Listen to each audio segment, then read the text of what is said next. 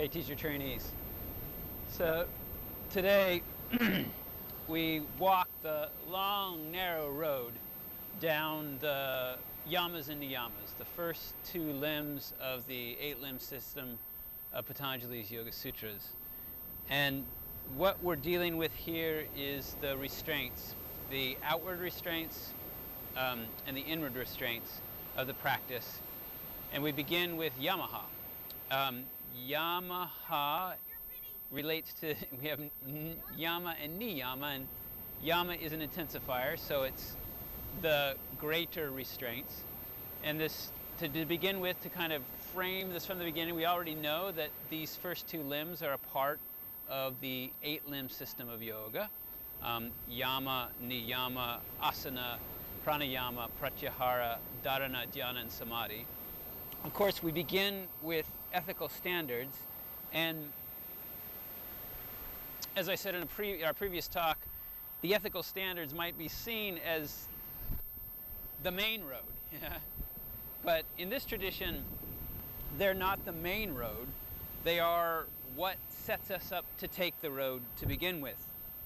So they're the initial sets of probities or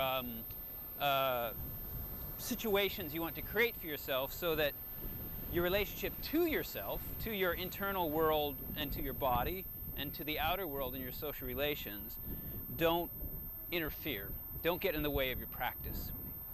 Don't confuse your mind, don't clog your mind so that it is confused by problems or disagreements internally. So the first set of rules that we encounter are called yamaha.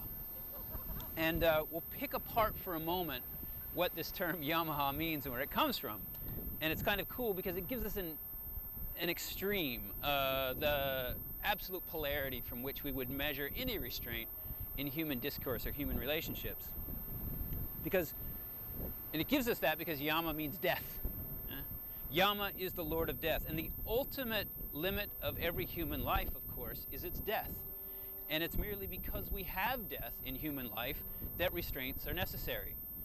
If we had no death, there would be no need for restraint. We would be immortal, we would be invincible, nothing would ever stop us from behaving in any part, any way or any part. But because we are finite, because we are limited, because we have mortal life, because we have yama, because death occurs, there must be yamaha. There must be some limit in this life that we undertake if we are going to make this limited energy that we have and the limited time on earth that we have flow appropriately. We live in a world of limits. So ethics reflect that. They reflect that we are in a contentious atmosphere. We live within the limits of our own body. We live within the limits of our own society. We must negotiate that to move forward. So ethical standards help to channel our energies. And that's no different here in the yoga path. In fact, if anything, it's more critical in the yoga path. It's more critical because this is a science of energy. It's a science of life force, and that life force is directed towards this very high and difficult goal of attaining ultimate consciousness. Okay, so the first yama that we begin with is ahimsa, and we're aware of ahimsa as a general value because of the struggles of Mohandas Gandhi, because of his attempt to use nonviolence as actually a tool in social conversation and social change. But of course in the context of yoga, because it's an internally aimed practice, it is not utilized for outward experience so specifically. Ahimsa is non-violence, it is non-harming, and the process that it attempts to characterize for us is the way in which we export violence outside of us to avoid the consequences of the violence inside of us. So yoga is a process, in a way, of turning the sharp knife of investigation inward.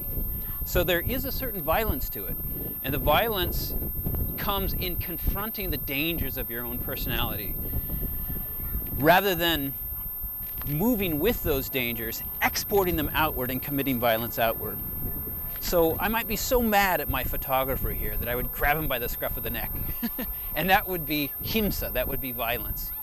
But if I felt that impulse and I coped with it and I integrated it and I transcended it into my personality, that would be ahimsa. Yeah?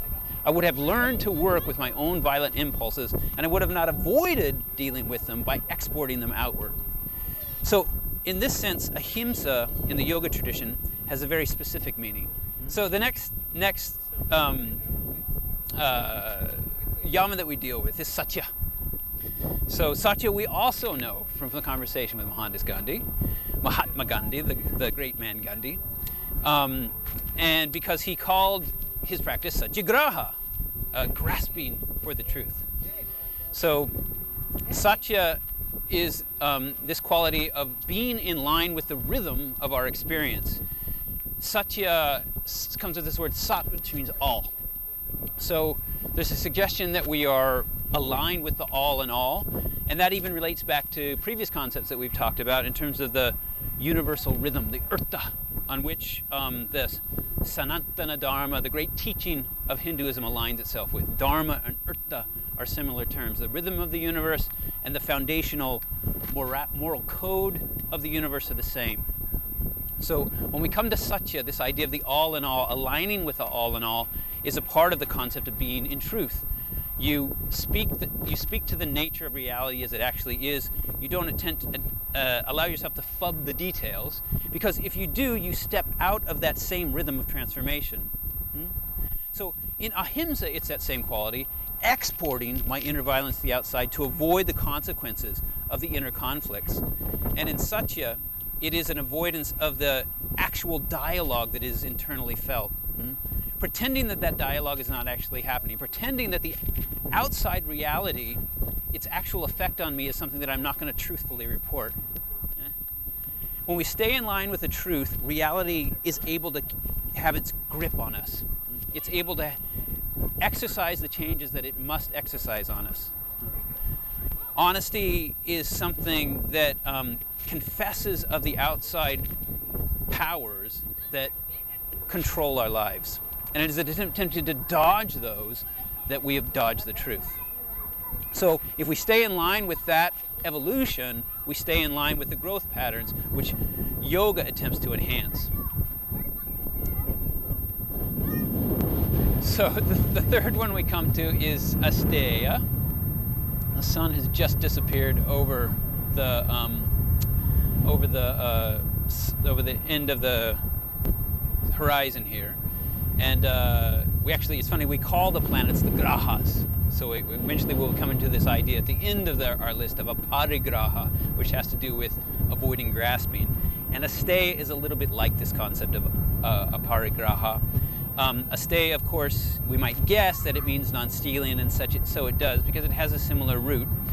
To steal in the yoga tradition is to avoid the act of stealing, is to take oneself out of the normal kind of market relationships in this larger experience of holding and attaining outward goods that is often a part of the life that is outside the life of the yogi. So the life of the yogi is not involved in trade. It's not involved in a way in taking anything from anybody. This is often a stricture that we get in other traditions. What the yogi should do, the yogi should not accept anything from anybody. And this is a similar concept. You should not think that anything outside of you will enhance the path that you are on. The path that you are on requires nothing from the outside world. There is a certain quality of containment in your inner experience that will not be enhanced by any material good. If you get into that path of mind, if you think, oh, if I have that car, my life will be complete, then it is an erroneous thought. So in the extremity of the yoga path, we eschew holding any goods because we know that goods do nothing to change our ultimate consciousness. So we walk through ahimsa, we walk through satya, we walk through asteya, and the fourth one is perhaps the most difficult of all. It's brahmacharya. And here, as we stand among this group of people, we see couples walking, and that natural relationship is the the round that we find ourselves in everyday life, and we balance out our personality with brahmacharya. In the absence of brahmacharya, we balance our lives out by finding an other in which I can experience, in my case, my femininity as opposed to my masculinity, or if I was a more feminine person, my masculinity outside of myself. We find that other side of the duality of our actual gender identity. And so, in a way, it saves us from having to find that integration within the self. So brahmacharya has that suggestion around the way the personality arranges itself in its ultimate integration, but it has a further suggestion in the yoga tradition in that it's about conserving power. Life force, vitality, is expressed in its purest form in sexuality. So when we come to brahmacharya, the ideal of brahmacharya is that sexuality is contained so that energy can be used for transcendence. And when we get into the later tradition, this whole science of how we contain vira, how we contain the certain potent energy of sexuality and channel it up through the energetic system of the body, will be plotted in a very exact way. But in the point of the tradition, at this point in the tradition, in the late 5th century, in the discussion of the Yoga Sutras, it's a little bit of a different formulation. It's mainly holding yourself out from the confusion of sexual relationships. Yeah? Holding yourself out from wasting that power and getting into entanglements that sexuality leads to. So again, Yamaha, it's an outward restraint. It's dealing with our relationships with others. It's telling us that we should practice abstinence.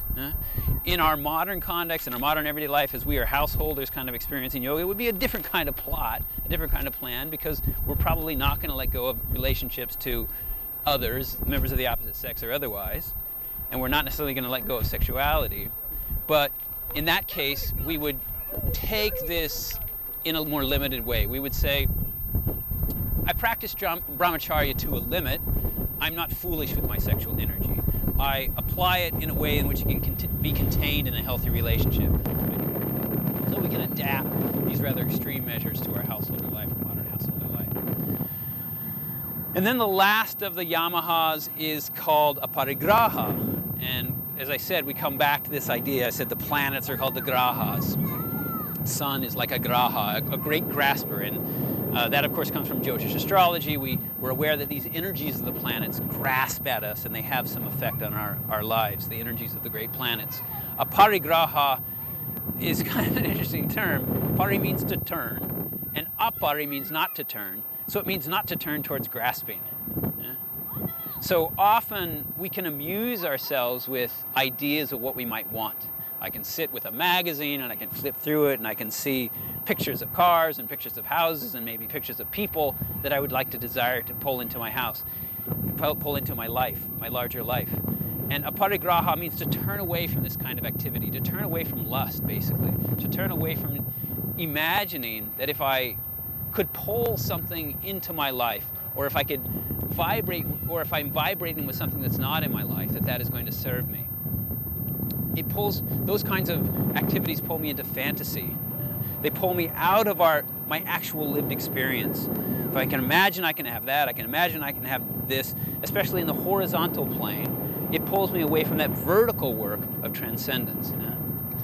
If we took a parigraha into a positive direction, we could say that a positive grasping would be to grasp towards enlightenment. We must become, the self must evolve, but the question that yoga addresses is how should it evolve? Should it evolve towards self-actualization or self-realization? In the extreme yoga path, the yoga of the Sramanas, the yoga of the Yoga Sutras, it is self-realization that is first and foremost. When we get into Tantra, we're going to have a wider expression of what yoga can be, and we'll include this process of self-actualization in this material plane, what I can become in human society. But for Yoga Sutras, it's about self-realization. So a parigraha, this working my mind to grasp at fantasies in this horizontal plane, what might enhance my health, wealth, love, and happiness, my everyday satisfactions, that's not in the cards for the extreme yogi.